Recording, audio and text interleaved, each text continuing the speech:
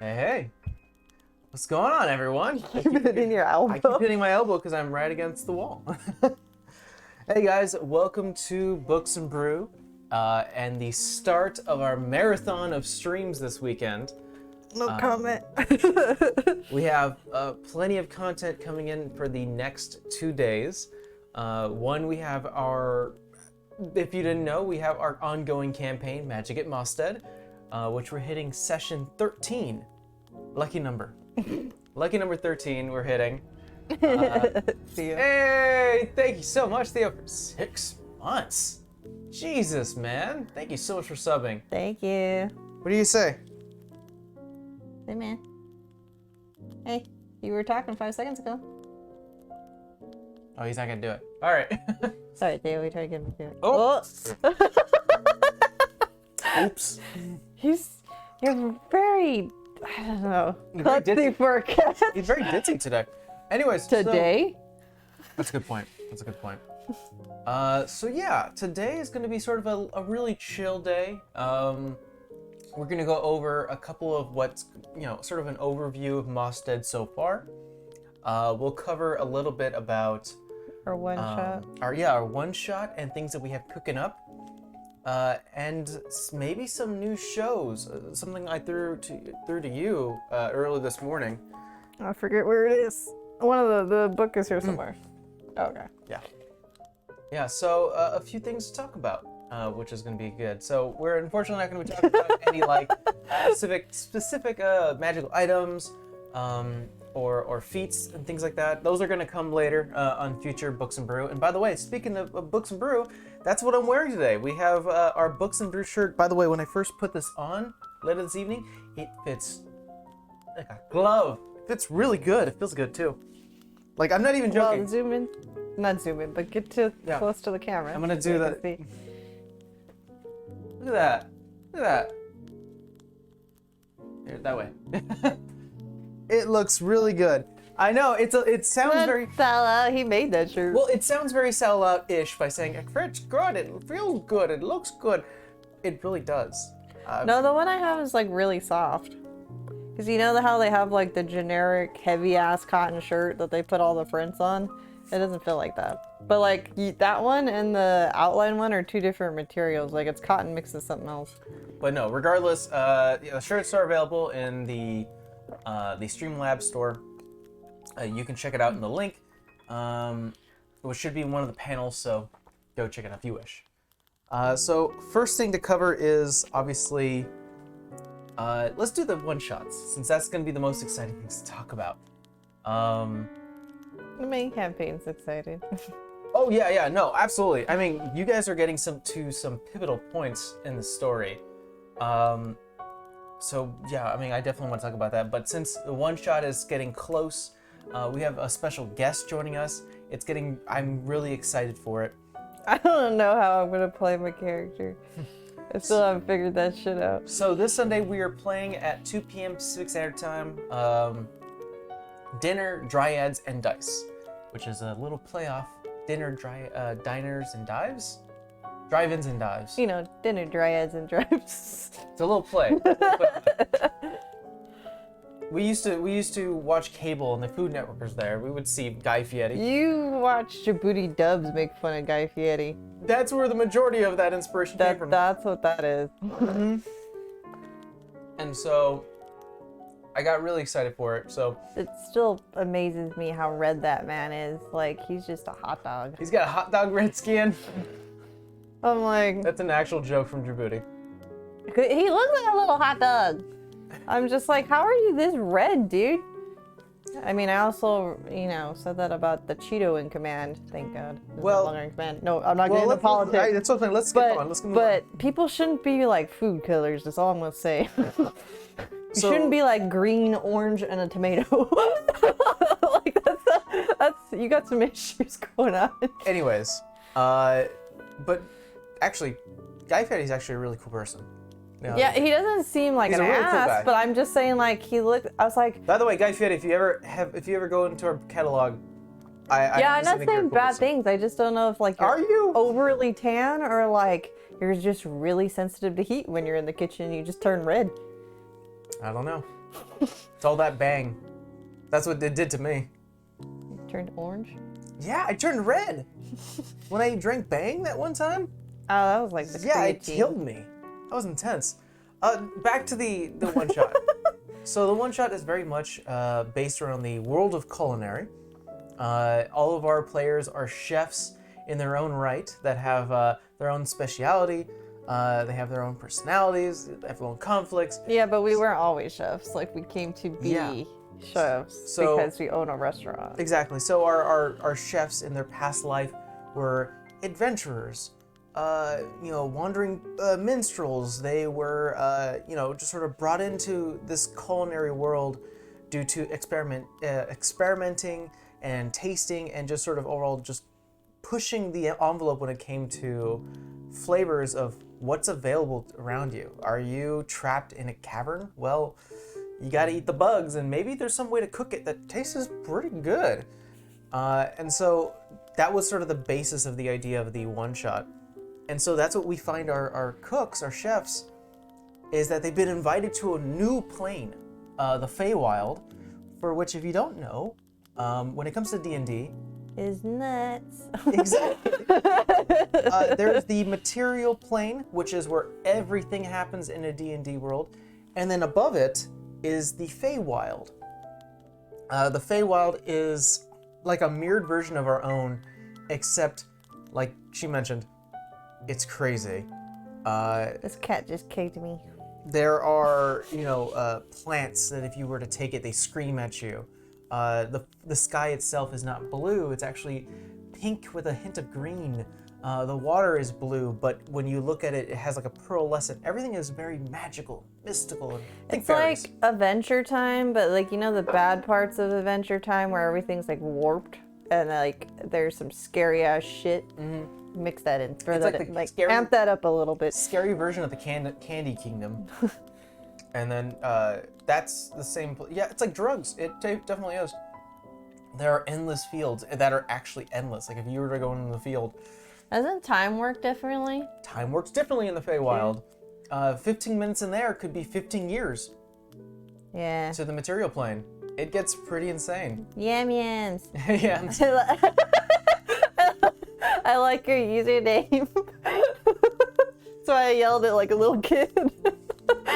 So all of our chefs have been invited to go to the Feywild and cook for a dryad royalty. I'm not sure how you would put that. A royal dryad. A king and queen. Fancy people. Yeah, and it's one of those things where the chefs are so well known, their cooking and their notoriety is sort of, it's hitting multiple planes now.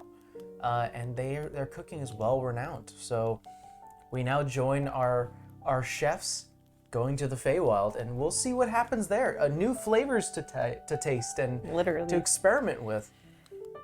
I need to stop doing the whole play a new class thing for the one shot, because then I got like X amount of minutes to figure it out.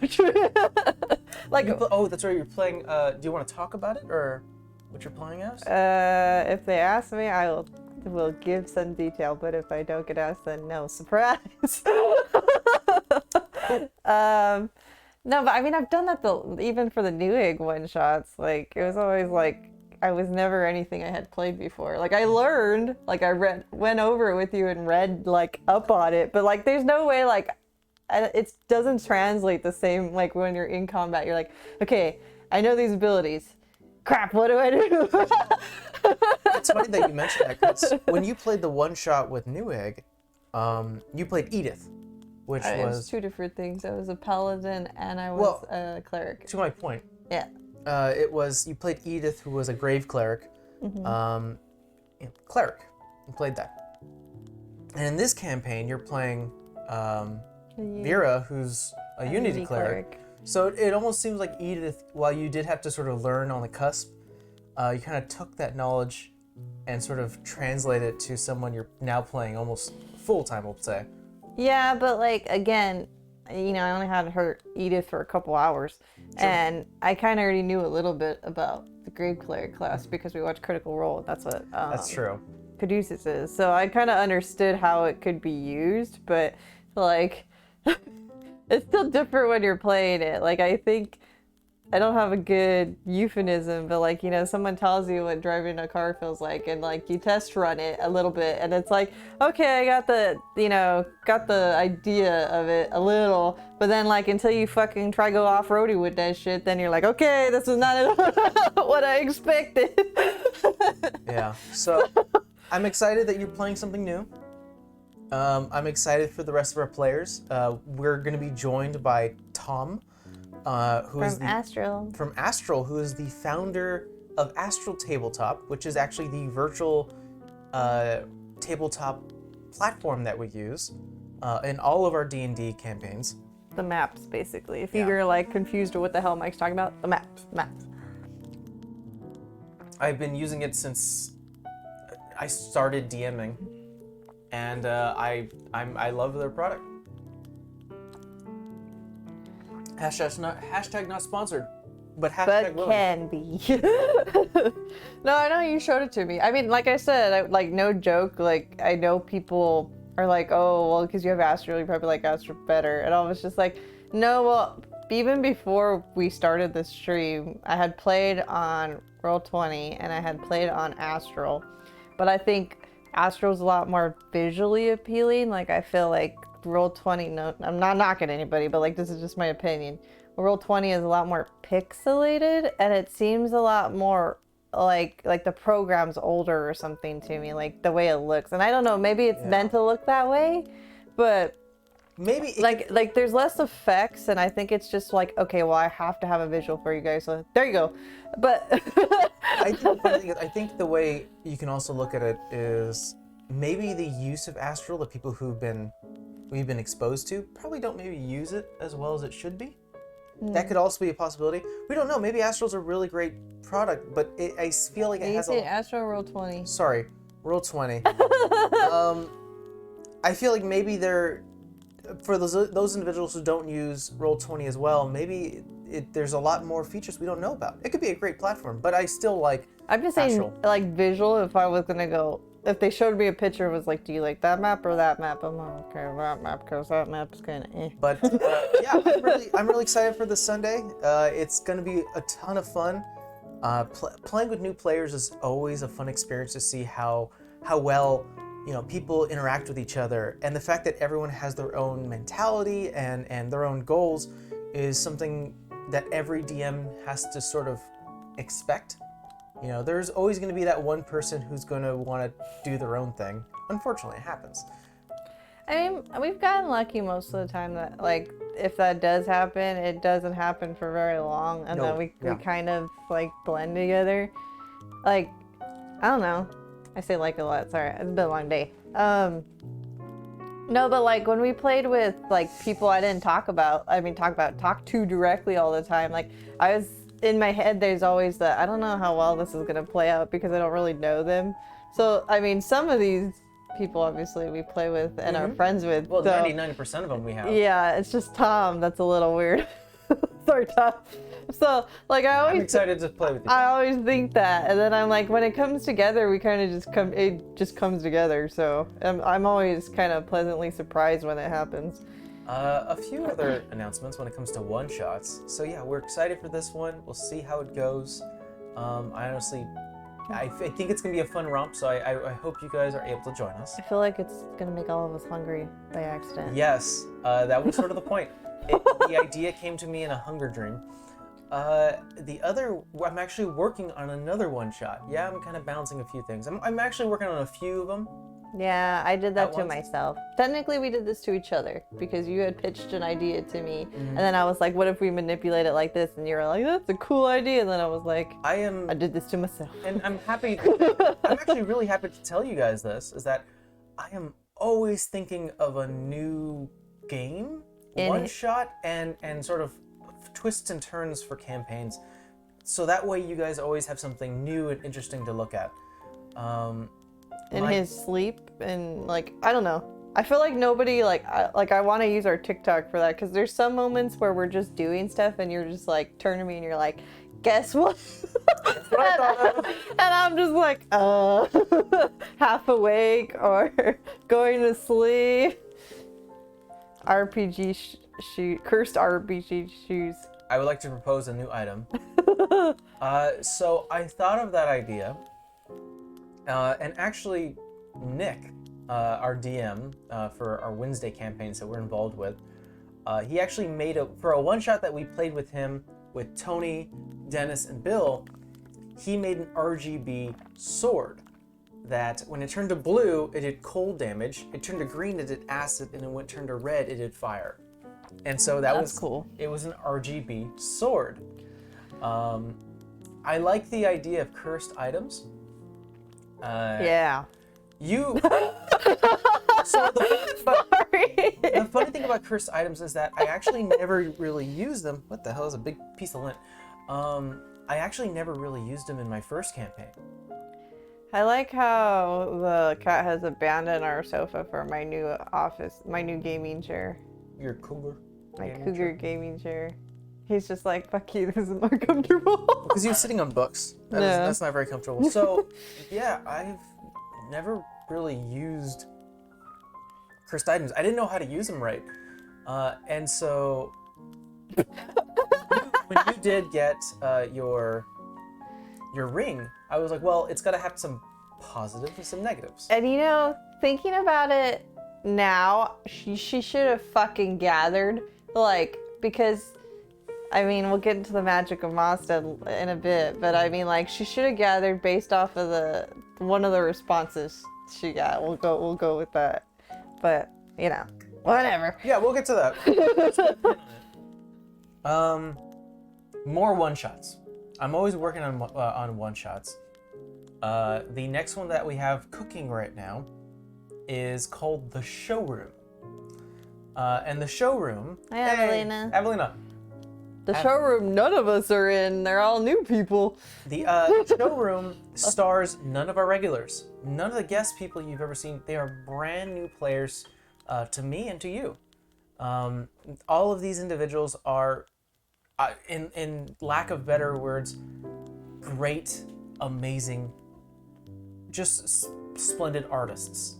They are people who we follow on Instagram, who I've reached out to, and I honestly did only reach out to those who I thought whose art was like, wow, this is really good, you know, like I really respect it. There was a lot to choose from, so if you didn't get an invitation, don't feel bad. It's just like we were trying to pick people within the same time zone. That's yeah, like there were some people. So it's not like you're like, I'm up at 3 a.m. doing this one shot. I specifically started to comb out those who maybe are overseas. You know, we're in Pacific Standard Time, and the last thing I want is someone from Japan who's, you know, half asleep. Yeah, it's what? It's 4 a.m, and I don't want to do that to anyone. So while I do love a lot of the artists that we follow, honestly, the only reason we follow you on Instagram is because we absolutely love the stuff you make or do or say. But I started to reach out to some people. Unfortunately, some couldn't make it. And some didn't feel comfortable being like on camera. Yeah, and you know what? And to those who may be watching this, there is no bad blood. I totally understand it. You know, maybe some other time. And we still love your work, and we can't wait to see more. But we were able to grab. Currently, I have 3 confirmed, and I have 1 on a maybe. Oh yeah, that's the one I'm working on, huh? No, that's the one I'm working on. Oh, okay. Yeah. Oh, I think we said mine was gonna be. It would be funny if they respond 3 weeks later. Yeah. So I actually have 1 person on the maybe. Okay. And if I'm able to, you know, they're able to say yes, then I can actually start writing for the showroom. So let's get on the showroom. What is that all about? The idea is that these artists, these crafters, these artisans, they've been invited to the most bourgeoisie style show art room, exclusive on this continent, and it's run by a very eccentric woman. Are you gonna talk like that? That's the way she speaks. I think her name was Madame LeBlanc, if I remember correctly, and of course I've been practicing her voice. And she's the type of person who's like, darling, I haven't seen you in ages. Oh wow, that is, I need to update Streamlabs. Session 13, folks. Session 13. But yeah, still join us at 2 p.m. though. Same time though. Yeah. But yeah, it's LeBlanc. LeBlanc. Am I saying that right? I don't know. She's excited. Are you copying somebody's name from somewhere? Maybe. Mike thinks it should and doesn't remember where he gets it from. All I did was go to a random generator and I put in a French last name. That's honestly what I did. I just kept on clicking repeat until I liked a word or a phrase I can actually say. Or maybe Evelina's just really excited that you let detail out. And but it's funny. So the idea is, it's a League of Legends famous French mid character. Oh, okay. So I did. Hey, the French name did finally, good. I didnn't pick Yeah, you didn't pick Pepe Le Pew over there. I didn't pick an Italian name by accident. That's good. But yeah, so all of these artists have been invited to, submit a piece of art for the gallery, and they all have a wing within the gallery.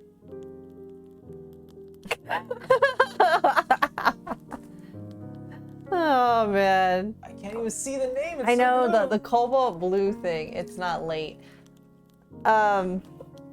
Really hurts my freaking eyes. We're trying to read your name, buddy. I'm sorry. Yeah, sorry. But Theo just helps us promotes like all over the place. He's a little clever cat like that.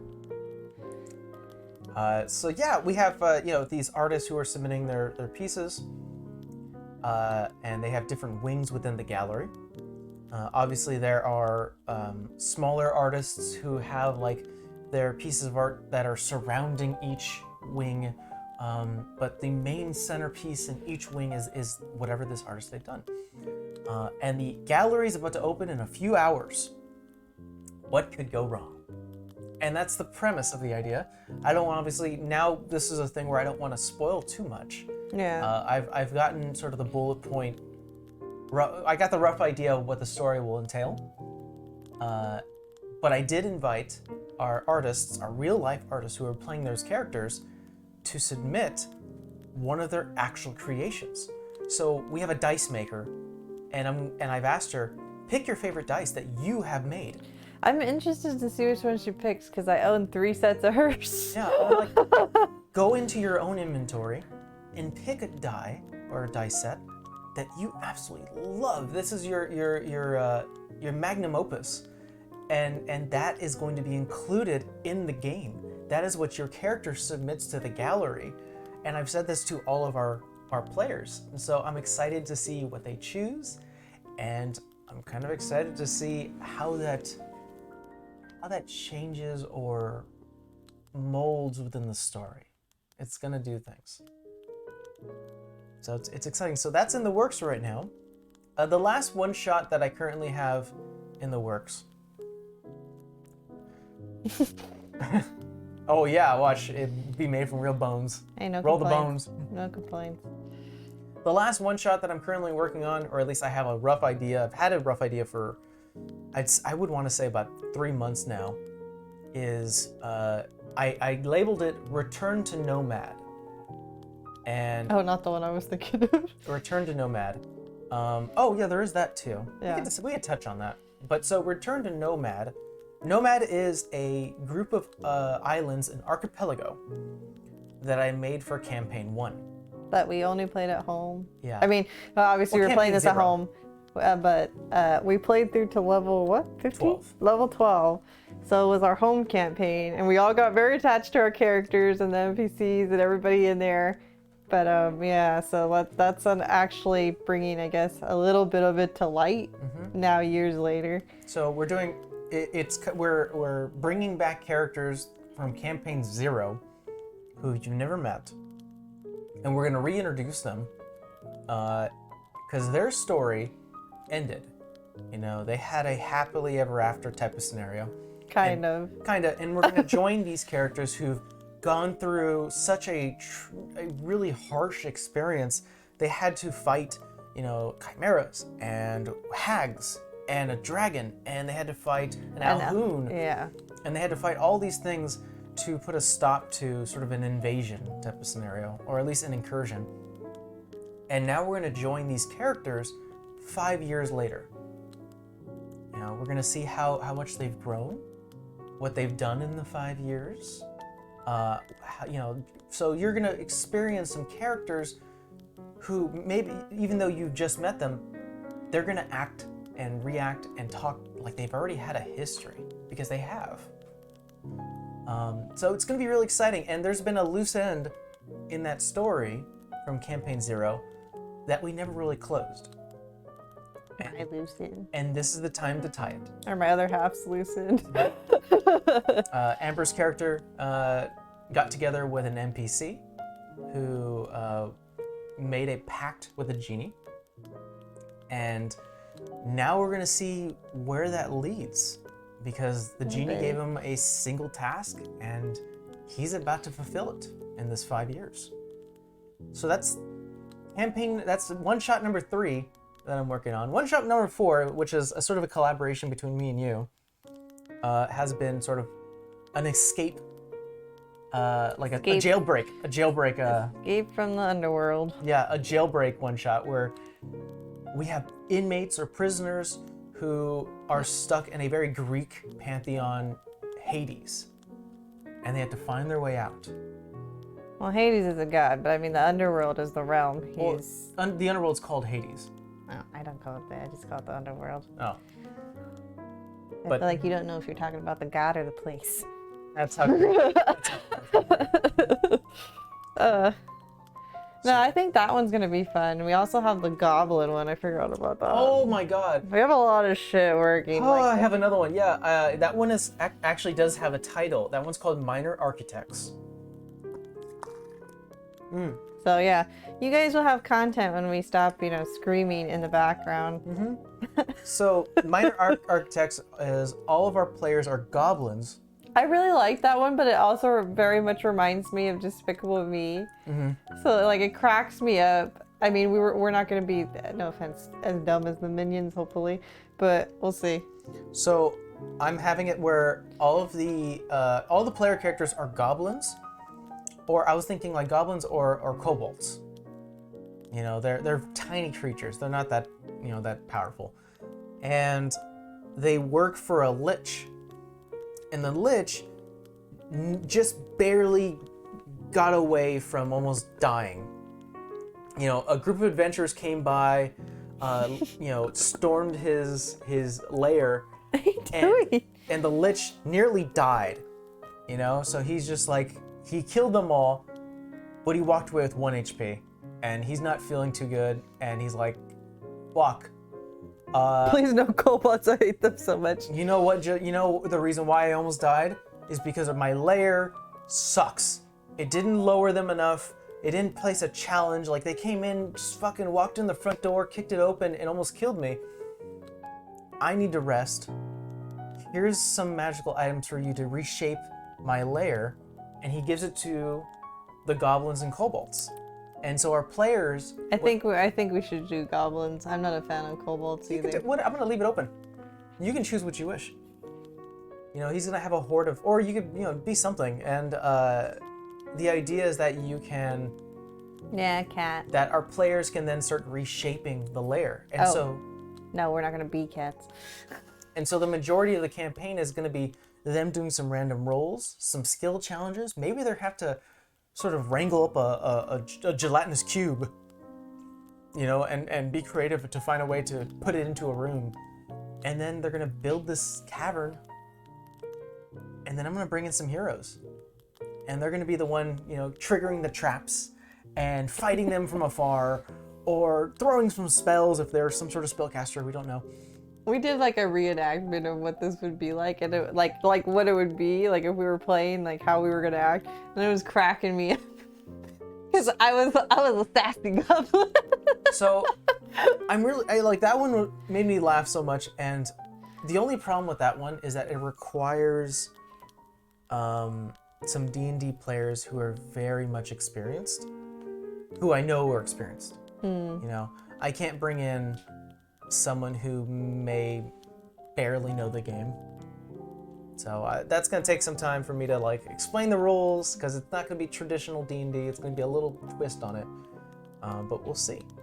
So probably our OG group and mix with some people. Yeah. So I'm excited. It's gonna be really, really cool. I have a bunch of one-shots in the bank. My plan is to pump out a one-shot every 3 months. In addition to the, excuse me, sorry. In addition to the main campaign. Yeah, so I think this one-shot, no, our second one-shot, the showroom, maybe 2 months in. I think it's coming out in March. I think you said March. It's coming out in March, so it's a little sooner than expected, but that's mainly because I was just so excited for it, and it's pretty much already written. You know, I just need to start to get all the details. But yeah, that's where we stand. Hey, what's your drink, man? The cat's gonna drink it. I know. So plenty of one-shots coming up. But that's not the only content we want to make. I think this goes into our other announcements. Let me go and pull out the book real quick. Yeah, there's cat butts everywhere. We've talked about this before in the past, and we're now looking into how to implement this.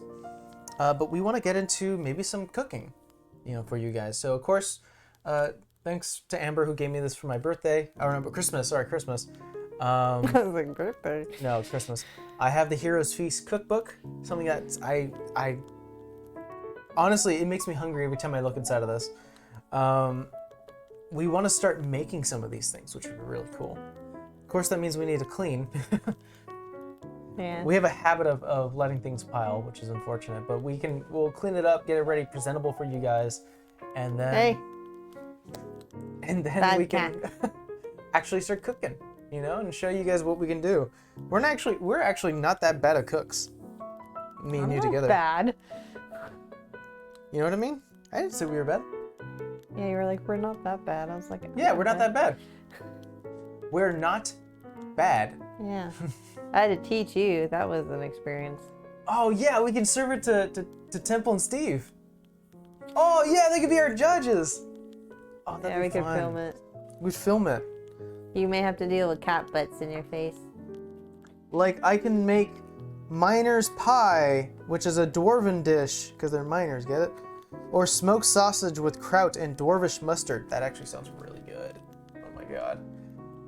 So yeah, we have some cooking ideas. There's a actual YouTuber who does exactly this, but does it in YouTube form. I don't remember their name right now. There's also a person on our Instagram that does it too. I don't know if it's the same person. I think it's the same person. And that guy is great. Yeah, he does Yeah. like one like every. I don't know the frequency, but like he has a ton of posts where it's just like all stuff from that book. Yeah. Yo, I mean, like, can we do like the cocktail ones? Oh yeah. Yeah, they do have the cocktails. I'll hit the cat in the head. Ooh, look at that Ooh. one. Cthulhu zombie? Hey, show the audience, The man. potion of restoration? Here. No, you show. You go over there. Look at that. Look at that. There's even a skull down there. There's a demon head. With some ice in it. Oh man, here. There you go. Put that in a coconut. Drink it all up. I just feel like I forgot what like little meme or whoever we were watching that they were just like, you know, I'm all for like the finished product. I'm just not for the 2 hours or 3 hours worth of prep and cooking that it takes 10 minutes of enjoyment at the So those people complain about it, but then again, you get full for about 4 hours and then you're fine. Uh-oh. Yeah, we do need special glassware. Glassware for this. We absolutely do. We do. I was thinking about, I saw a lot of the pictures in this book, and a lot of it, like, the food is on these black, like, almost marble woodish plates. They look really nice. I'm like, man, those are some nice, you know, silverware. You know, very plain looking, but looks like rough and tumble. It's just really good. Look at that. Come on, man. That looks really good. You never prepped for a photo thing, huh? No. I have. Well, what do you mean? Yeah, I have. No, I mean, like, you forget where I used to work. I'm not gonna say where I used to work, Traveler stew. but I used to help. We did one of the sets for The Conjuring. We did some of the set props for Ash vs. Evil Dead, the series. We did some Showtime shows too, and HBO Max? Forget. HBO Max is that. But like, people are nitpicky, yo. Like, they already know. Like, there's a list you gotta get. You gotta be true to era. You gotta do all this crap, and then like it's all gotta match. And then when you get there, and then if it don't match, they. There's a lot of work. Like, that all looks very easy to do. It's not. No, easy. I don't. For a fact, it's easy to do, but yeah. Regardless, we plan on cooking. Another thing that I have in the pipeline is a YouTube exclusive series called Minute with Mostead. Oh yeah, we were talking about this. The idea is I'm going to attempt to summarize episodes, In a characters, or story beats within a minute. Or maybe an item, you know, if they find some exclusive item or something, and I can start to summarize what the characters already know, what you guys as an audience member already know. So I'm not going to spoil anything, obviously, but it is an idea I've been cooking up. Since it's only going to be for a minute, I can actually start pumping them out. So it'll be for like YouTube and other social platforms like Twitter and Instagram. But yeah, it's not going to be a Twitch thing. I don't think a minute would survive here. But yeah, that's what we have. So 5 bajillion one shots. Cooking show. A cooking and, show. a minute show. We have a lot of content for you guys, and hopefully you guys enjoy it. Hopefully. Yeah. That's our goal. That's our goal. So let's talk about something interesting. I'm glad Temple's here. Let's talk about Mostead. So the idea that we wanted to do is sort of do a little bit of a recap and kind of maybe a Q&A. Me, especially towards the players. And of course, if you guys have any questions, please, ask. I didn't tell you Temple yet, but this man looked at me. He was typing out stuff, and before I left, because I had to go to an appointment, he just like turns around and smiles at me, and I'm like, what? And he was just like, you'll see. And then I was like, I don't care. I was like, if it's bad, it's good. Somebody I don't like turn to guess, and he's like, I'm just telling you. I was like, well, don't give me that stupid face. In all honesty, I would have given you that face too, Temple. To be very honest. So, I am a very smart person. I laughed. Mainly because I write down all of my recaps on OneNote. And so I have all of my recaps here. So I think what I'll do is I'll go back a bit. He was trying to be, he gave me the shit-eating grin face, Temple. Like, I got something in store for you, but I'm not going to tell you, so I was trying to guess, and he just, like, sat there with a dirt face and smiled. I was like, I'll say this for the... So, yes, I did turn to Amber and was like, I was very, very impressed with myself. I had something to share, but I obviously couldn't say it. But I would give that smugness to both you and Steve, because I came up with something that made me smile. Hey. I was excited for it. No. And the only thing I told Amber that I'll tell you guys is that there is a 1 in 8 chance that you could run into this. You said 1 in 4. Yeah, but then I said then there was probably another 1 in 4 chance, depending on what happens. So there's probably a 1 in 8 chance that you'll run into this individual. It is an individual. Yeah, I was like, male, female, gender fluid, and he's like, nope. So I was like, what are they? Nothing. So there's a 1 in 8 chance that you run into this individual, and I am so hoping you do. If it doesn't come down to it, don't worry. He'll, or she'll, or they'll, will never go. That's what I said, because I was like, if this is just a regular NPC, like, yeah, we're gonna run into fucking weird people all the time as we go down the line here.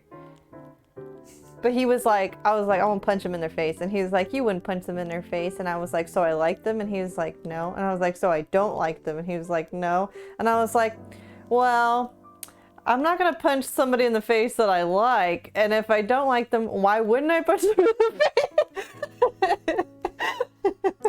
So yeah, let's move on from that. Yeah, 12.5% of the time it happens 100% of the time. A few questions for you guys, as I've just pulled up the recap and a few things. So a lot has changed since you guys first met. You know, we had Vera, who was very standoffish, who I don't know if that's ever changed. You know, that's actually one thing that I don't think has changed. A little, I think. Has it? Yeah. Have you become less standoffish? I don't know, Temple, have I become less standoffish? I feel like she has gradually. I think the biggest problem for me is that I see everything and I hear everything, so sometimes it gets a little muddled. So maybe that's my interpretation, is that you sort of haven't changed that much in terms of your standoffishness and sort of keeping people at a line. Yeah. I think it's gonna be very much part of her character until she figures out what's going on, but thus far, figuring out what's going on has not, I won't say benefited her, but it has also brought her like additional harm or additional things she didn't want along with it. So maybe, yeah, she's definitely guarded, but I feel like she's still showing a little bit more of her playful side to the group overall versus just being like stuck like to herself. I did forget that you have had some playful moments. Okay, no, you've let it out. Yeah, she's definitely becoming more comfortable. Here's a question for you, Temple. For Savannah, you know, when she first joined the Raven's Kiss, the Thieves Guild, you know, native to her town. Little Richards. Sorry, I had to Temple. She, you know, honestly, it was just, oh, I'm just joining a Thieves Guild because I'll be very honest, when it comes to any civilization in large civilized space, there is a black market underground anywhere. Oh yeah. You go to California, you know, you go to Nevada, in real you life, go to New York, is there. There's always some sort of seedy underbelly that has its own organization that works by its own rules. That's what a Thieves Guild is. It's everywhere. It's always going to be there. So, you know, Savannah's joined this Thieves Guild thinking it's just another source of income. Oh. And then we find out that there's a lot more. So my question to you was, you know, what is going through Savannah's mind now that she's like, I joined something I didn't even know, you know, had this. So we'll wait for her answer because I know it's gonna probably be a message or paragraph. But yeah, and for those who don't know, the Raven's Kiss is a Thieves Guild that I made that was built on something more.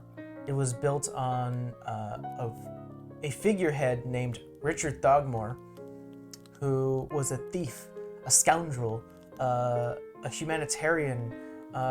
He was Robin Hood. He was everything. You know, he was an asshole. He was a hero. He was selfish. He was giving, and he basically did whatever he wanted, when he wanted, and whatever made him happy. And the biggest thing that made him happy afterwards, as he got in his old age, was his daughter. But that was sad. In order to live forever, he's decided to, instead of going through the process of like finding an elixir or working with dark magic, he wanted his voice and his teachings to carry on so that way he can live forever. And by doing so, he made use of these Kenku, whose Kenku's initial abilities can mimic the voice. Little Richards. I said that by accident, and now they're all Little Richards. So the reason why that's a joke is because all of the Kenku who have Richard's voice are named Richard to carry on the legacy. It was a means to the end, and now she feels like she has duty, which is nice because it's been she's been away from her duties, from her family/clan. Yeah, she has talked about her family in the past. You know, she has brothers and sisters. And she mentioned to you that she's a runner. which I'm not sure if you got into full detail about that, but if you're ever asked it during the show, you know, you can. It's up to you if you want to disclose what that means. But yeah, I mean, Savannah is just an initiative. You know, she's a novice. We all are. No, I mean within the clan. Oh, I'm just saying, like, we're all like kind of just figuring it out. I mean, I think in story we said that you have some time underneath your belt as a actual Raven's Kiss member. So it's not like you've been there for years. But yeah, now she's probably discovered something that not a lot of other members, regardless of their seniority, know. So, yeah. I thought I was just learning some tips and tricks. Yeah. Doesn't everyone?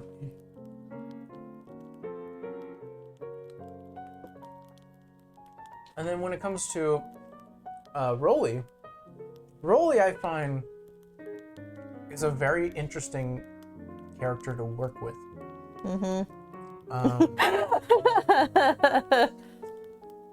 Obviously, he has an underlining goal that he's mentioned to you all, which is he wants to find someone who has the means to cure his village. You know, his town is where he grew up, and a great way to do that is to get your name out there so you have more people listening to you. You know, the person with the loudest voice and the more popularity is the person who gets heard. And so he's gone that route with the gladiator. I think I forget about that part. And guess what? It's working. Yeah.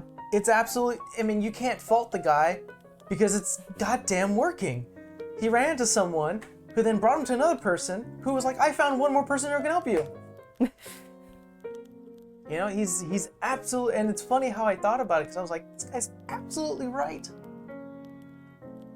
First got to drop in on Dennis's stream, and now yours. How's it going, guys? Hey, Siege. Hey, Siege.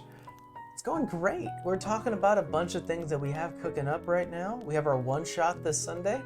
I'm wearing our brand new merch. We got our Books and Brew shirt going on. It fits great. Looks good. I'm happy with it. Theo.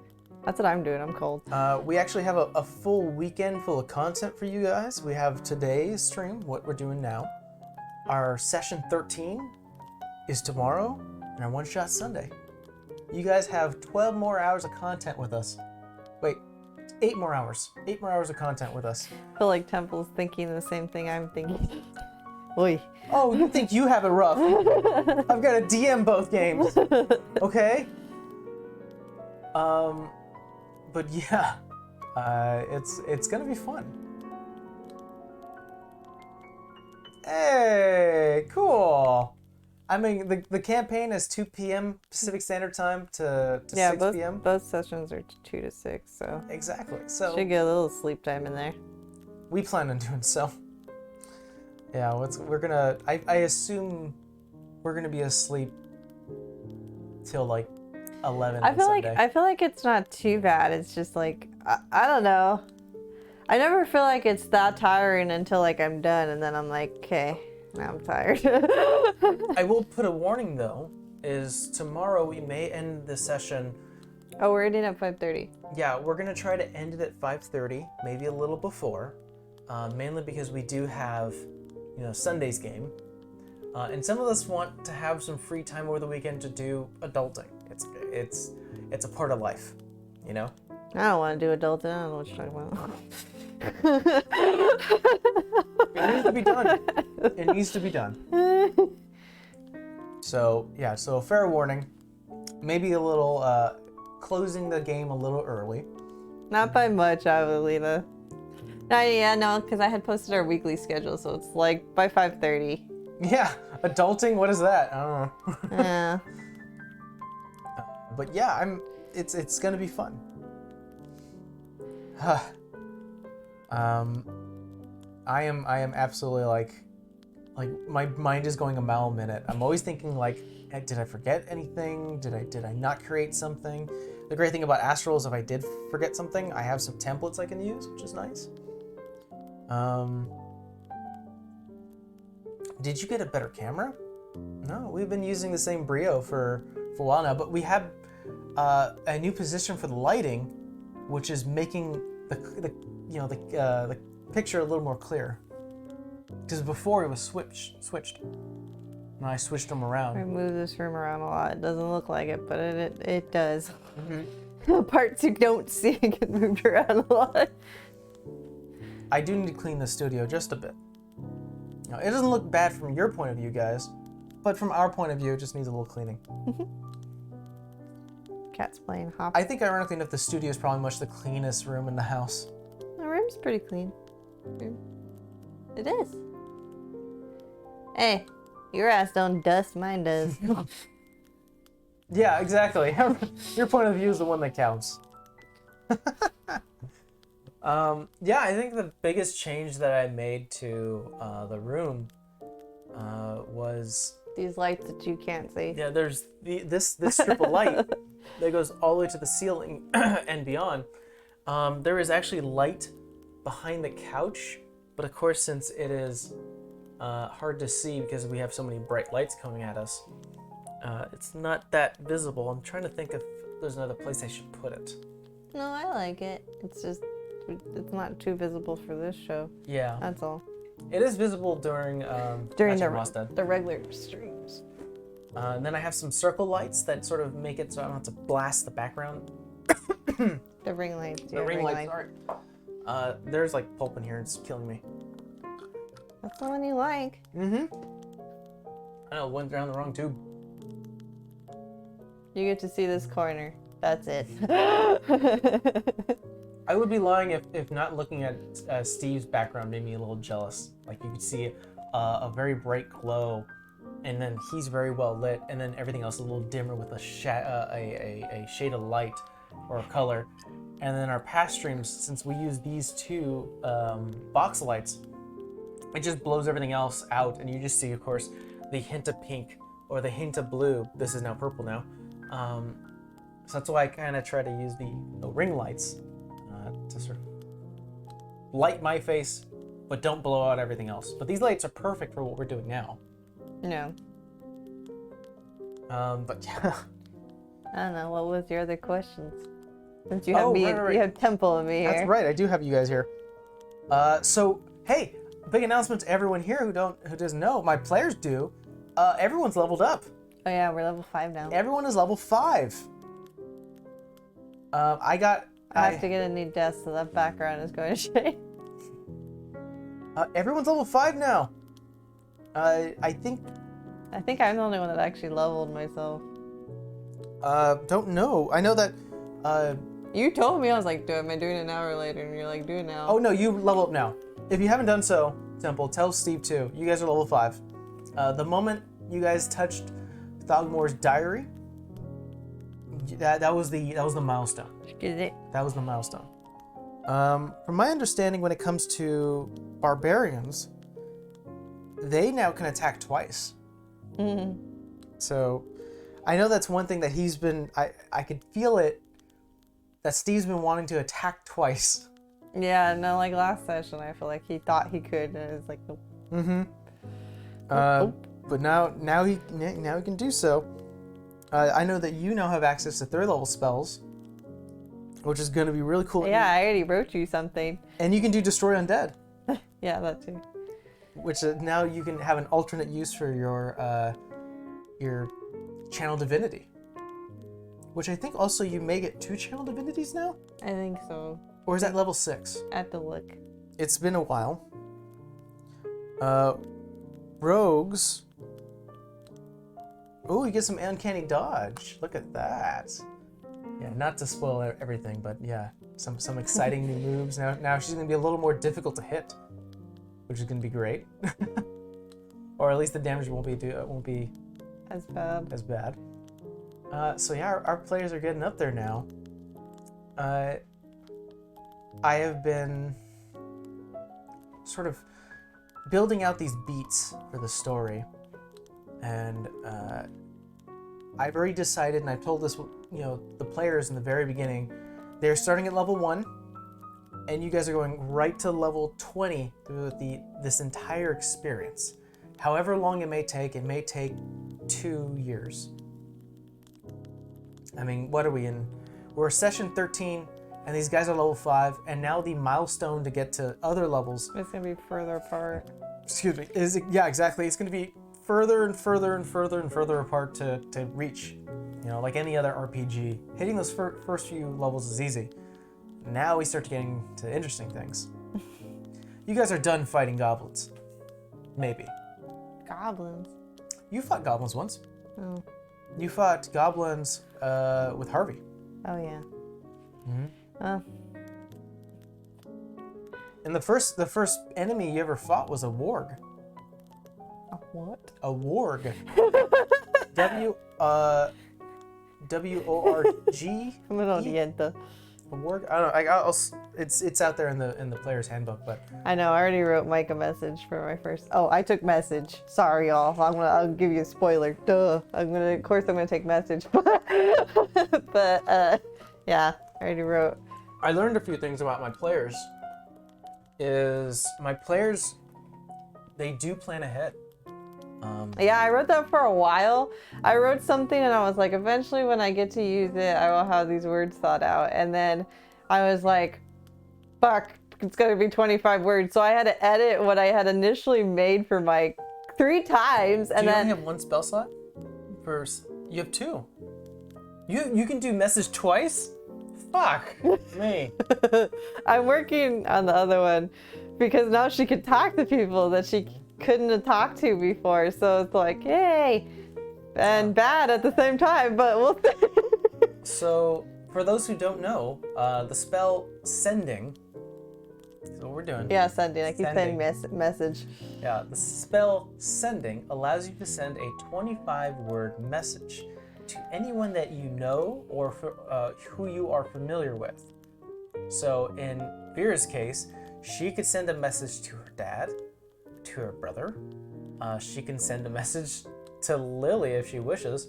Yeah, fuck you in a sentence. I only need 25 words to say fuck you. So I only need 2. And this is sort of the reason why I want to know what my players, not like what spells you're choosing, but I want to know if like they end up multi-classing, if they end up going higher in their current class, because then I have to look up all the spells they can do and the abilities, and I have to prep for that. For instance, now that Vera has the ability to message any NPC. I've been telling you that though for like a month. I was like, when she gets it, when she gets it, when she gets it. And he keeps going, that's right, that's right. And I was like, be lucky. It's like Twitter. It's like sending a tweet inside someone's head. Lucky I like prepped you at least for the first one. Yeah, so I told myself I have to prep a few things. And now what this does for me as a DM, I may have to keep track of time. I already do, but now I have to keep that timetable and associate it with a couple of NPCs, because some of them have goals, some of them are working towards something, and maybe you'll catch them midway, So there's going to be a lot of variables I have to keep track of. I am both excited and not looking forward to it. Be lucky I didn't take keen mind, motherfucker. What time of day is it? What minute is it? Yeah, I'm glad you didn't do that. But yeah, we're gonna start getting to some really crazy territories. Ah, CJ! CJ! Thank you! Thank you so much! You didn't have to do that, but thank you! CG, oh man, maybe one day, CG, we can get you in a game. I know we've talked about this already. We don't have to get too deep into it, but we'd love to have you I as mean, a player. the Underworld one would be cool. That would be cool. How are we doing? I'm really excited. Some wheels are turning. We're excitedly tired. We're excitedly tired. Some wheels are moving. Some really important people know what that means. So wheels are moving, but we also have a full marathon of streams that's for this entire weekend. If you didn't know, we have today, tomorrow, and Sunday. Sunday with Tom from Astral. We're working with Astral directly. I'm really excited to see how he plays. I think he was the first one to give me his character. Yeah. I feel like he seems very excitable, but the way He knew right away what he wanted to without like giving it away, like his character does look stoic, doesn't look excitable to me. So it's gonna be interesting. We'll see what happens. Oh, that's right. That's right. I think my character with she's not evil, but she looks very evil. I feel like she does. Yeah, you pick really evil-looking characters. No, I don't. I'm Only her and Lilith, and I did Lilith on purpose. wasn't Edith doesn't look evil. Edith looked pretty rough. Edith looks like she'll beat your ass, but she doesn't look like she's evil. She's kind of goth. She has angel wings. I'm Black angel wings. Iris was not like, you know, she didn't look like. What about your evil. paladin? Paladin was Lilith. Lilith was a very purple tiefling with white eyes, and she had like a very gothic look towards her. She had a bear trap as a necklace. Oh, I'm sorry, but I'm you know not edgy at all. So I said evil. I didn't say edgy. Oh, okay, then you admit you're edgy. Those two. Yeah, she had a bear trap as a necklace. No, this one I feel like she's probably not. Well, because normally I play neutral good characters or lawful, not always lawful good, because I feel like you could toy with lawful good, but I feel like lawful good is really like the stick up your butt type person.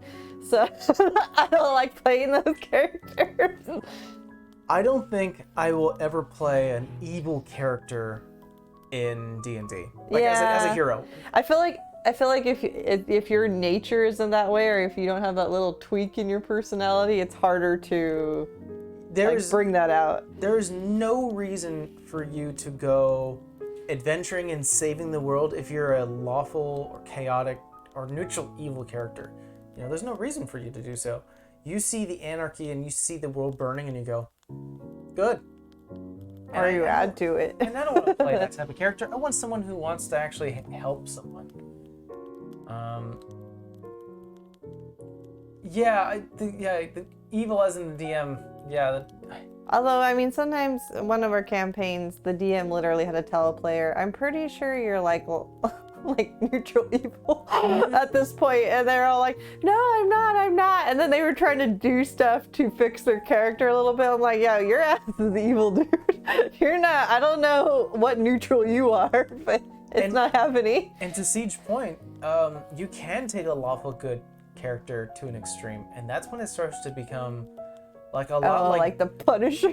No, the Punisher is very chaotic, I would say. Well, I mean, like, you could be like, you know, I'm gonna have good followed no matter what, and that means killing somebody. Like Judge Dredd.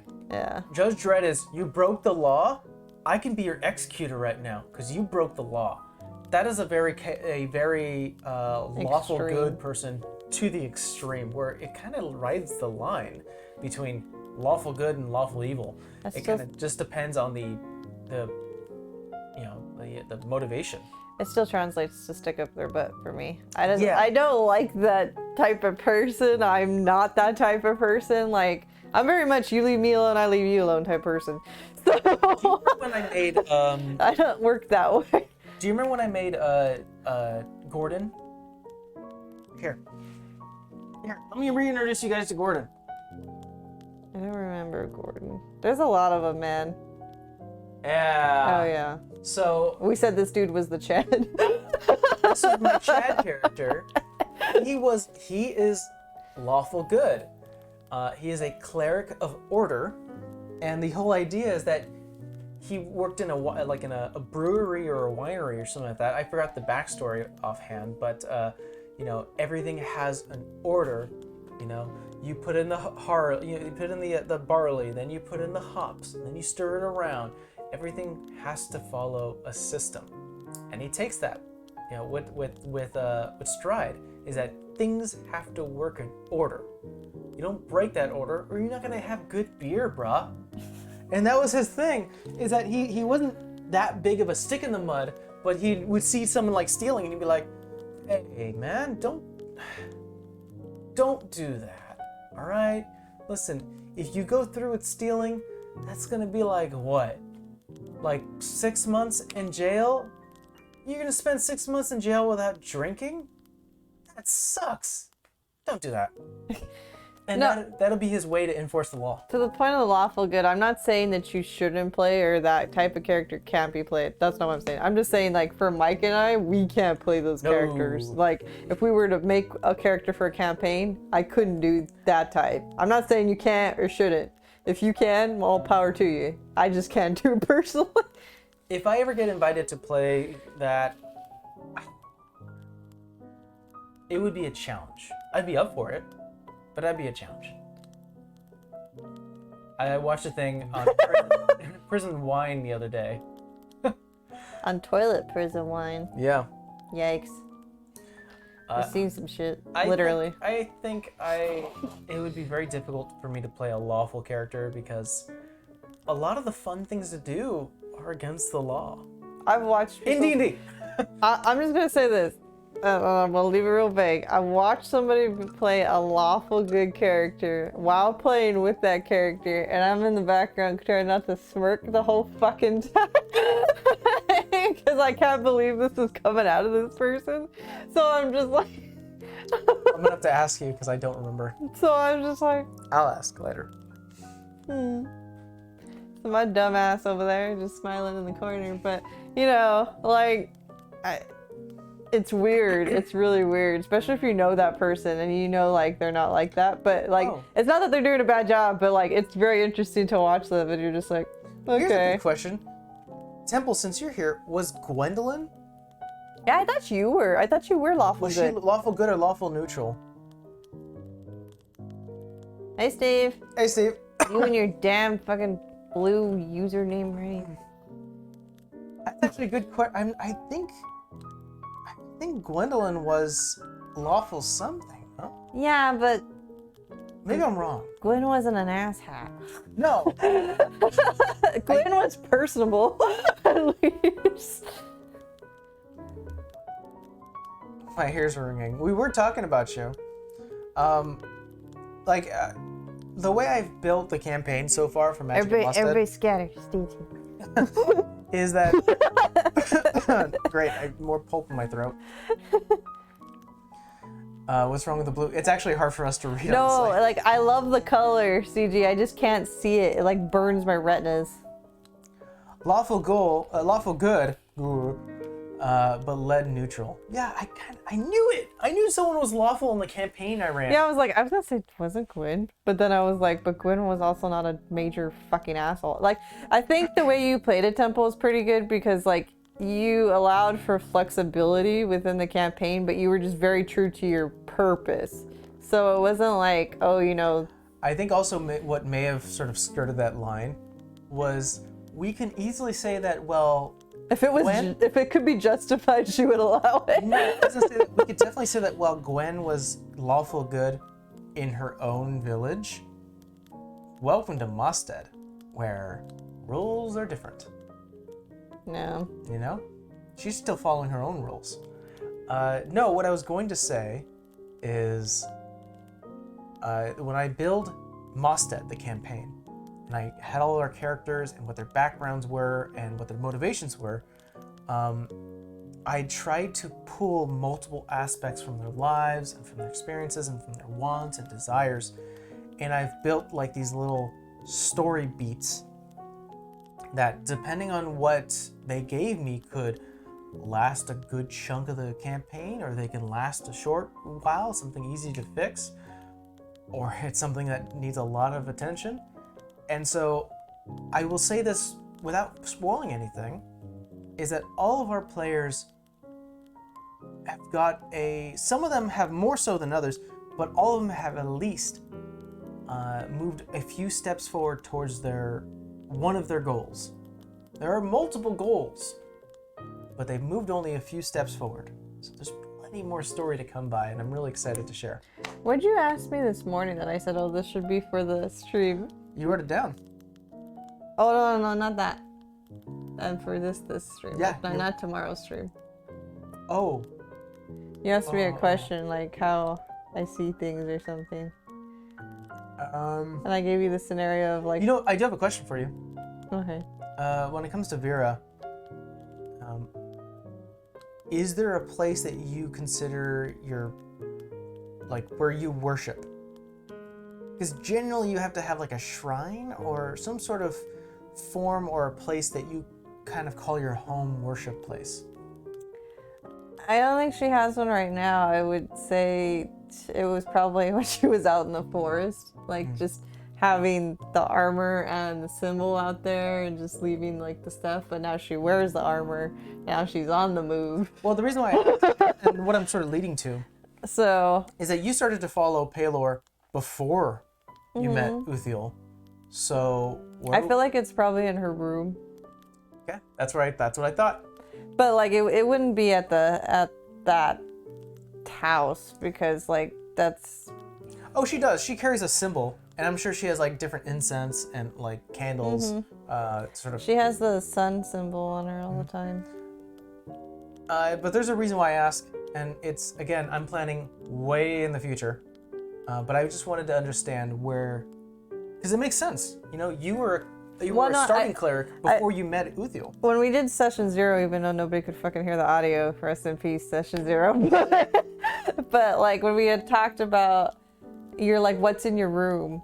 And I said, oh, she has little things put in this certain area. Like it would probably be right there.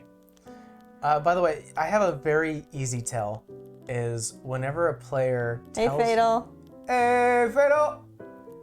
Whenever a player tells me something like, oh yeah, I would have that in my room, or yeah, I would do that with that, or like, I know that person, or I would like to, I think I would know. I have this tell where I kind of give a smirk, and immediately the wheels start turning, and I'm like, ooh, this is gonna come back 50 episodes later. And bite me in the ass. I remember I was like typing, and he was like, and I can say it now because it's already been played out in the game and it's not like anything detrimental. But like I was sitting typing because, you know, we're working from home sometimes. And Mike's like, so you said you sleep in your armor, or like you want to sleep in your armor, right? And I was just like, why? And he was like, I'm just asking. And I was just like, is it going to hinder me in any way? No. Is it bad? Is it evil? Is it gonna hurt me? And he's, no. You sure? Yeah. Positive. Uh-huh. All right, fine. And then he's like, okay. And I was just like, God. I have, what's the longest setup I've ever done? A full campaign thing. You know, our campaign 0 that was never streamed. It was a personal thing. That started off on a boat that had a kidnapping for a child, and that sort of breadcrumb led all the way to the end. It was from the beginning to the end. That was nuts. And so I learned from that experience because I'm very much a breadcrumb storyteller. I sort of give and I've kind of acknowledged it, unfortunately, and it's not the best way to do storytelling. I like it. I guess so, but you have to watch like hours and hours of that damn child. I'm sorry, right? I like, well, I mean, we figured it out, not all the way at the end, but like, you know, towards the end. And then we were like, that bitch, all at the same time, like to this little girl, but she wasn't really a little fucking girl. So we were just like, God. So yeah, I created a little girl with a yellow band who had a big brother that she would call, this is my big brother, who was like this beefy guy, and unfortunately the beefy guy died. Yeah, my character was sad. Then the characters were like, I'm so sorry. The captain of the ship was like, don't worry about it. You know, I'll take care of her for now. We'll talk to the mayor and we'll see if maybe we can get a program going to maybe find her a home, or maybe we can do something with it. You know, we'll try to find her family. And the characters then had to do some other things. They had some more important stuff to do, to figure out and to finish. And at the end of this sort of chapter, they looked out the window of this tavern and they saw the little girl again. And this time she was holding hands with the captain, who was acting very strange. And she looked up to him, or looked up to her, who the captain was a woman. And the little girl was like, "I can't wait to explore more, big sister." And she had a band. And she had a band on her head. And that's when the players started to go, "What? What the fuck's going on?" And they ran outside and tried to look for him, but they were gone. So it wasn't even that holy shit moment. I think the holy shit moment was when we realized she started shape-shifting into anything she wanted. Oh, that's right. And that was my, oh, fuck. So yeah. And we were like, now we gotta kill her. The captain was a half-orc woman. And initially when they met the little girl, she was a human woman, or a human girl. So she was a human little girl who then, lost her big brother. They got onto the islands. And when they started to see her walk away with half-orc and she's calling her, "Let's go, big sister," she started to change into a little girl version of a half-orc. And that's when everyone was like, oh, what? And just started to book it. And that happened again where she started like I think because we hit her or something. Like we hit her with an attack. Because I remember she came to us in her dreams, and then we started chasing her. But when we started chasing her, she was like fucking switching like at the drop of the hat. She was going from like tiefling to orc to whatever. Because I don't know what we hit her with, but no. What happened was that the whole point of the little girl was that she worked for a higher entity that was the big bad guy, and her whole thing was to find the biggest, the strongest, and the toughest. And just find the right body that this individual can inhabit. So this person, she was finding the vessel, and she kept on going from stronger to stronger to stronger. She had her big brother. He was a strong guy, but he died. So she picked the next closest, strongest person with more power, the captain. And then they moved on to a gladiator fighter, and then they tried to move on to one of the players, but the players was able to resist it, and then it just became an all-out war with other stuff. What was the most memorable moment you experienced that subverted your initial expectation? Why do I feel like this has something to do with Iris?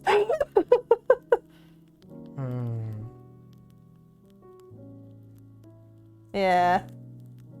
I think that subverted our expectations, Steve, not mine. I'll never live down. I'll never live it down. You'll never live it down. You know how many times we fought over that damn flute and how much shit we gave Temple? We were like, God damn it, woman, just blow the fucking flute. And then it never came. I can't think of a moment. I think, yeah. I feel like no. I think people, you've subverted my expectations, my players. I was gonna say when you made me and Temple cry. No, I knew that was gonna happen. Which time? All the time. I consider myself very forward thinking, and I kind of plan for a lot of things. I'm sorry. I knew you guys were gonna cry. I knew it.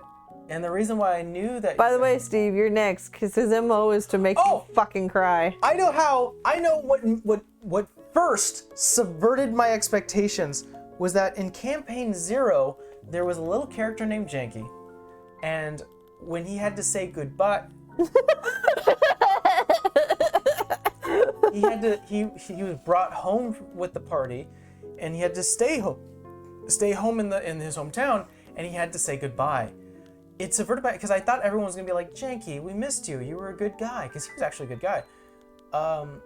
He was innocent, and he started to toughen up with the party. He kind of grew as a person, and the party kind of just sort of bawled out, and we're like, we're gonna miss you.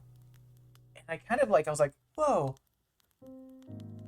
I didn't know. Because he was their little weird friend. I didn't know that he wasn't weird. Well, he just has stutter. I was like, I didn't know that he left such an impact, and it just totally took me by surprise. I wanted to make a good character. He was like our friend, like, if you touch my friend, I'm gonna beat the shit out of you. He was that to us. By the way, we're okay. We're hi, Theo, and is he okay?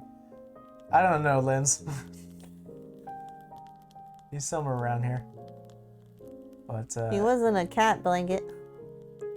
But yeah, I mean, you know, I think a good answer to that question of what's subverting my expectations is, it's yet to come. In this one? In this one. This game I worked for Thanks, a buddy. very long time, and I think it's gonna. Yeah, that was a funny thing is that it. Every character had I honestly thought Jakey liked Inosuke, cause he was just like so infatuated with you. Inosuke So I was like, oh okay, maybe they're like special friends. It's funny because Inosuke was so a little behind the scenes of what Inosuke, who that was. It was Steve's character who played a samurai, who was very like traditionally trained, and he had like strict guidelines and codes. You know, every morning or certain times he would work on his weaponry and just make sure that his tools were prim and proper. Janky was very much built the same way, in a different way, where he had his own tools, he knew the value of them, and that you had to use them right. And so it was a weird combination when here's Inosuke working out with a whetstone and like trying to do prim and proper, and then Janky's like, you do that too? And just sort of like a little bit of a connection, like, I like this guy. And then you started to show how strong you were, and he was like, this guy can protect me.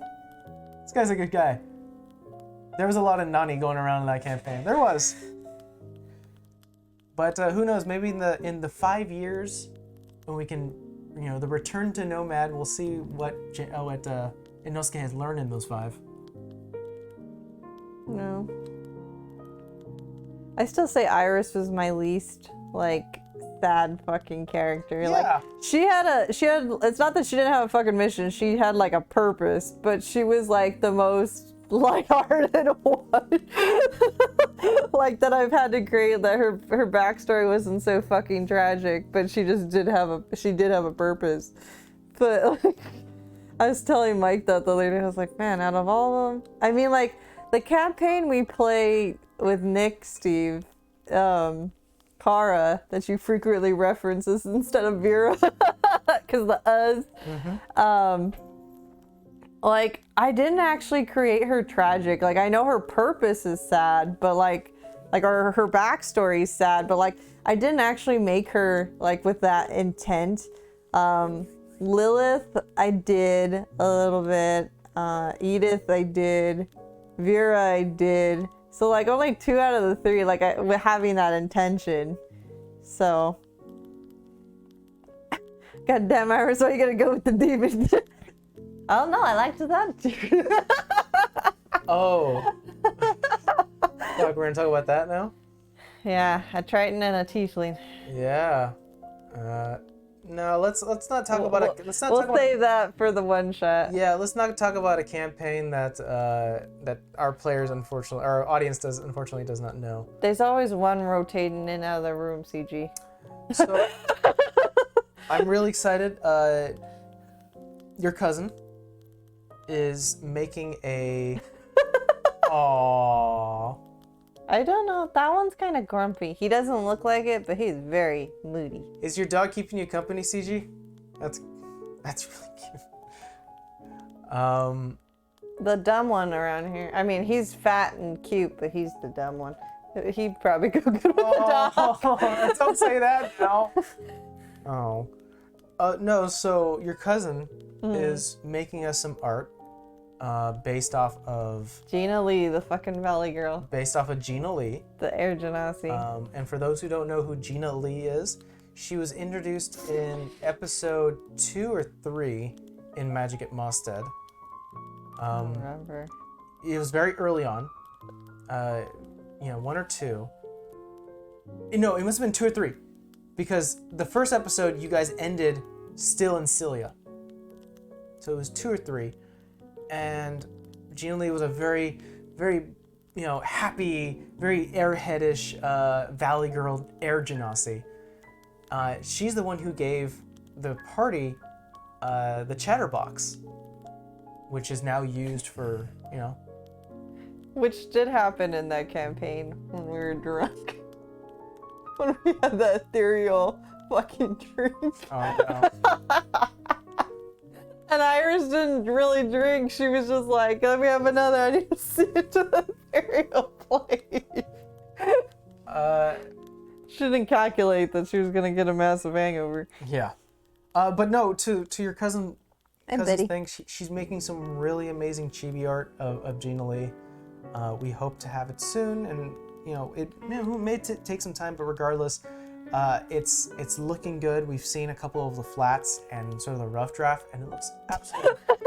I need her on a shirt, please and thank you. It looks absolutely adorable. She looks like a freaking doll. I absolutely love her, and I would rock that Gina Lee shirt. I don't care if it's pink or light blue.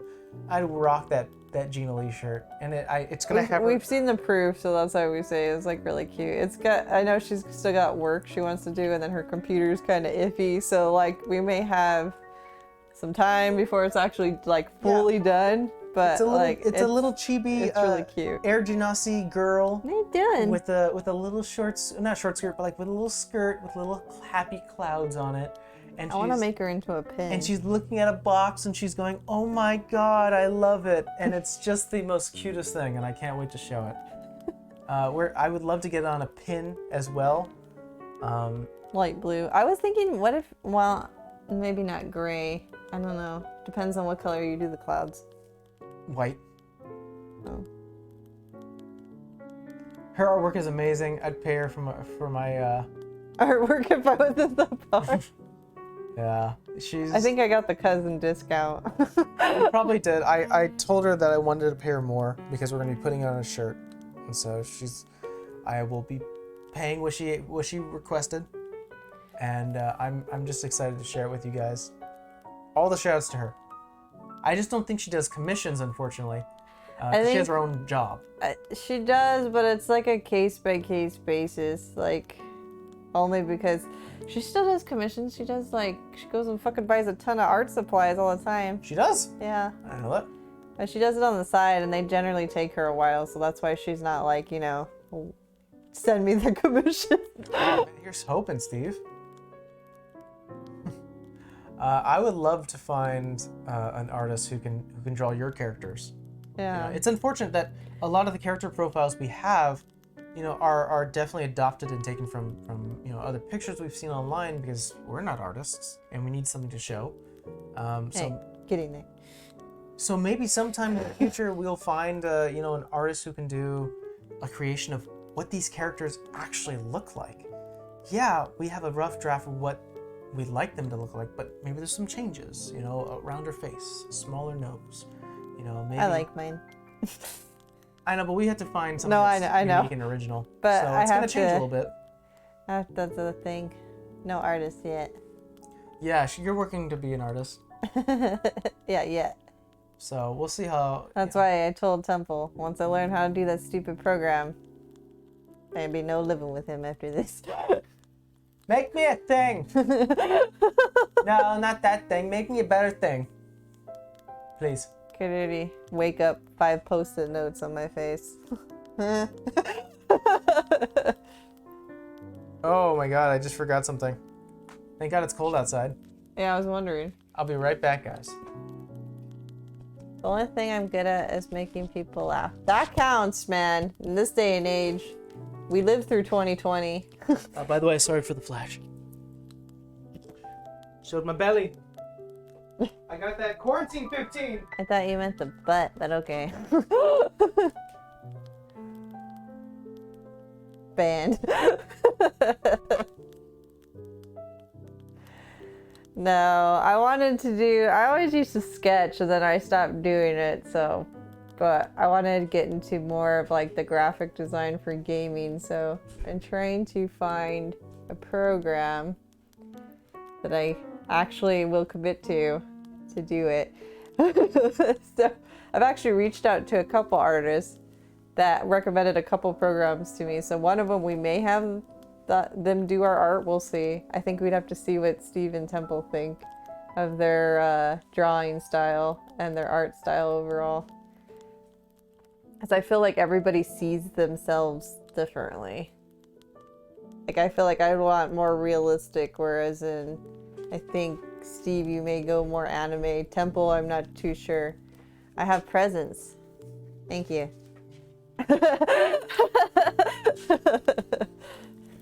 So low key, I fucked up. Amber asked me to make some dinner when she got home. I didn't. So Amber got stuck in an hour and a half traffic one way that wasn't even going. That was coming back. And then Mike went, oh. So I really fucked up. And so I present now my apology. You may open up the box. I already know what it is based off the box because we've ordered from here. This is like the one vegan thing I don't eat. Fish. I mean, I eat. Sorry. Words today. Damn. Fancy foods. You may want to go put that in the fridge though, huh? Until we touch it. I'm not eating this on stream though. Well, we'll be ending soon, mainly because we have 4 hours of streaming content coming over this weekend for you guys. I'm down for realism. P.S. I hate OBS. If you want something easy, Steve, especially for alerts and alerts and overlays, Streamlabs OBS, like the actual software, Streamlabs OBS. I'll send you their profile. I actually talked to them directly because like he was telling me about a different program because I guess the program, not to get into school, but he was telling me it's only like 20 students per class and the cost wasn't too bad. That's what's getting me about some of these because some of them are just like they're trade schools, so it's like, you know, sign up with me and sign your life away because you won't get your degree until you pay off your loan. So I don't want to do that. Yeah. So, hopefully in the works soon. What are you looking at? I had a streamer moment at work with OBS, and now I know your pain. Mike's, I mean, honestly, for what little you've taught me, because I can only handle so much. Like, it's honestly trial and error. It's just like learning your system. So. You're not wrong there. But unfortunately, the trial and error will also equal you wanting to rip your hair out sometimes. Steve, so I totally get the frustration all the time. There comes a moment where you come to expect certain certain complications when it comes to streaming. You're well aware that sometimes the audio preset doesn't work. I'm gonna give you an example. Like this, I know that Steven Temple. Why isn't the game capturing? He's like about the buzzing. I was doing work and he was like, you need to sit right here and you need to listen to this. So I'm there like this to noise canceling headphones and he's trying to talk in the background. Do you hear it? And I'm like, what? I'm trying to hear the buzzing. And I'm just like, how insane are you sometimes? By the way, this is what I mean. Guys, I'm happy you're here. I thought you said you fixed it. I did. But watch this. I fixed it, but that's because I put a filter on it. Now guys, Buddy, that's let me know. on your ear. Now, do you hear the difference? Here, watch here. No living with Watch this, watch this. Hold on, more to it. There, I'm muting the music. So do you hear, like you could hear the difference, right? Am I going crazy? Hey, Shenanigans Master, fix the audio for the nice people. And all right, the music's back. Oh. There. Here. You're in time. CG can see your chubby self. Everybody else seen you. I swear I'm not going crazy. Go over dead. I already got one. No, well, so she can see the chubby ones. Oh. Yeah, he's not that bright. I say he's not that bright, it's actually Here, hold that. not his fault. Poor cat had a traumatic childhood. I'm not bad. Big boy. So we have a lot for you guys in the coming months. To be honest, till the end of the year with the amount of one-shots we have planned. Yeah, so we have the, what is this, dinner, dryads, and dice. The Dinner, dryads, and dice is what's coming up this Sunday. with the founder of Astral. We have the showroom, which is coming up in March. We have the, what's the one with the goblins? Minor Architects. Minor Architect coming up in the future. To be announced. And we have the Underworld, or Hades, also to be announced. And then we have the Return to Nomad. Also to be announced. The last three we have not determined a date for. Yeah. And then the regular campaign. The regular campaign is still going strong. I think what it'll do, we're gonna end the stream right now, guys. But I'll leave you guys with a bit of a recap of what happened last time. Do you want to go play with the dog? He's never seen a dog though. So, the players from I think episode 2 or 3 were tasked by a individual named Garwin Kem, who was not only a member of a thieves guild that one of our players was involved with. Can I say something real quick? Well, let me do the recap. Hold on, let me say something real quick. His own brother and the guild he's a part of don't like him, so that tells you how much of a dick he really is. Oh yeah, I know, I built it that way. So, Garwin has tasked the crew to go find a diary written and made from a storybook character, almost like if someone told you today, I want you to go into the desert and find me the diary of Jesus. No, of like a storybook character, like of Alice from Alice in Wonderland. You what need the to hell find. is she doing in the desert? So it's That's one of what I them, would tell you. like, and yeah, Alice is real. You need to go find it. So it's almost like for these characters, this character named Richard Dogmore is like a Robin Hood type character. You're like, oh, he's a person you tell to kids, and Garwin Kem is basically telling them, no, he's real. Don't look into it too much. I just need you to go into the freaking desert, find me his diary, and that's all. You know, do what I want because I'm gonna kill you if you don't. Exactly, because one of the characters did him wrong a little bit, and he saw this as an opportunity to maybe get some free labor. I feel like poor Savannah's never gonna live that down, even if Rolly and Vera let it go. So now the players have definitely had their had their adventures, and it has brought them to the desert, where they have found the monument that they need to go into. Going down this large monument, they've encountered numerous traps and puzzles, dodging a bunch of things, and they were kind of given hints by the leader, or at least they're presumably one of the owners of the guild, a Kenku named Richard. So it's kind of like, oh, you're named after, maybe it's just a coincidence, who knows? Little Richards. They then find themselves within the desert in this monument, an underground city that is filled with Kenku that have the same voice, the same cadence. And it's later revealed that all these Kenku mimic. They're like birds, like mimicry birds, that mimic the voice of the now dead, who's been dead for hundreds of years, Richard Dogmore. He is real, or he was. And so these Kenku are keeping this tradition alive, and basically everyone gets to listen to a dead man's voice. He is still alive in some form or fashion through these Kenku's, mimicry. And the players have now ventured deeper into the caverns to where Richard has told the Kenku to never travel, but the Kenku have found a loophole. We'll make you go. They say, hey, we understand, we're well aware that Kim has asked you to come in here and steal the diary. We still want you to get it. But instead of giving it to him, give it to us. It's ours. He's our leader. He's our father. And so the players have gone in there, and they finally do have the diary, and that's where we left off. So I'll have a proper recap tomorrow, but we're going to see what the players decide and what they do and what's going to come of it. I have a question for Steve. What does Rolly think of magic now?